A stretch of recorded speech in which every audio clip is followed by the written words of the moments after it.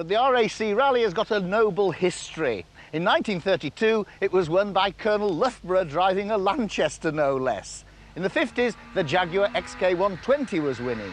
But with the 60s came the arrival of the current special stage format, and the car that leapt to prominence was the sensational Saab.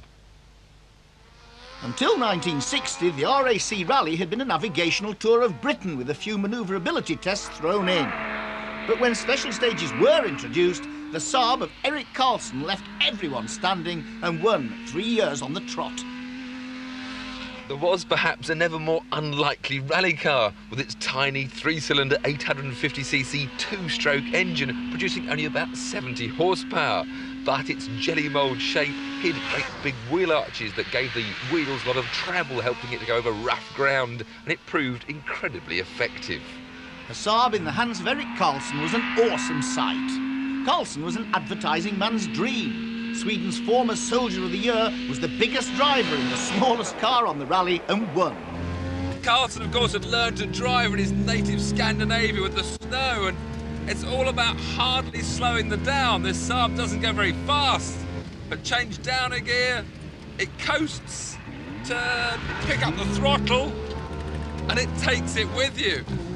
So the secret to driving fast in this little Saab, oh,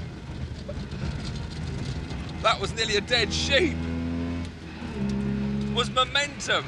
Carry the speed through the corner and then pick it up on the way out. Carlson's driving style was quite unique. He would frequently roll the car but would still win. His party trick was single-handedly pushing the car onto its roof and back onto its wheels. So, the 60s belonged to Saab and saw the rise of the Scandinavian drivers. But the 70s meant only one thing, the amazing Ford Escort. The Escort first won the RAC in 1972 and then went on to achieve an incredible 8 successive victories on the event, which was then much longer and rougher than it is today. The Mark II body shell was adopted in 1975, but the wonderful BDA engine sounded just the same. The Escort was an instant success with everyone that drove it. Unlike the Saab, it didn't need a specialist technique to make the most of it. Rear-wheel drive, it just used to point into the corner, had classic rear-wheel drive handling, and you could then drive it around the corner on the throttle. The Escort must remain one of the most beautifully balanced rear-wheel drive cars ever to be rallied. We're filming this extravaganza at Weston Park, a stately home in Shropshire.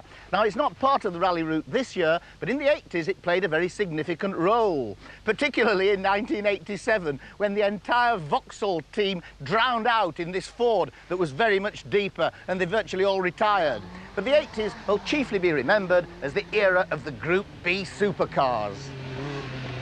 Limited production runs meant that manufacturers could spend massive amounts of money producing hugely powerful cars. It was Formula One for the forest.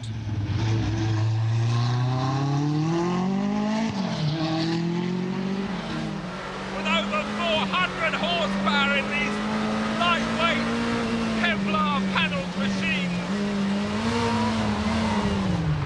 this was a real era of points and spurs, especially on the loose surfaces. But of course the drivers now had four-wheel drive to help the traction. But boy, did they need it!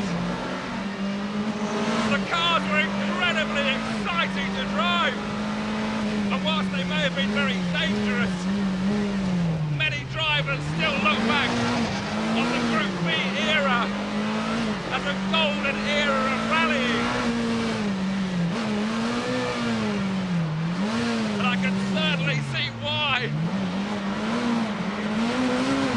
This is adrenaline-pumping stuff.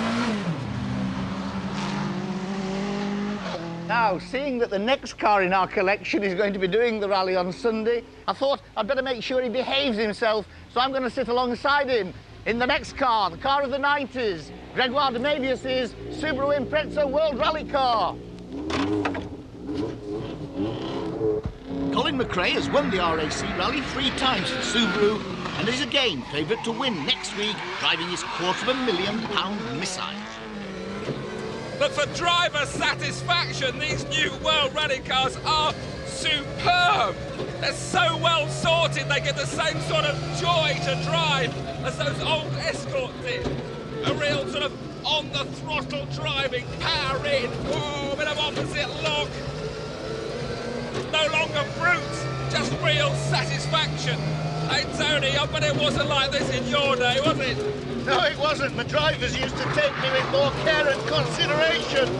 Whoa! Now, you've spun it, and now can you imagine how much time you would have lost if you'd been on the Network Q Rally?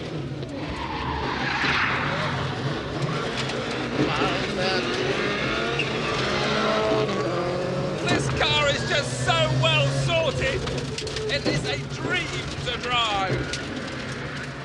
Well, I can't say that it's a pleasure to be a passenger in, but anyway, you're coming along quite well. We'll make you into a rally driver yet. I've had enough of that. Well, if the Subaru manages to hold together after Tiff's had his hands on it, you'll see it in action on the Network Q Rally of Great Britain next week. And remember, our coverage starts on Saturday evening at 6:30 p.m. BBC 2.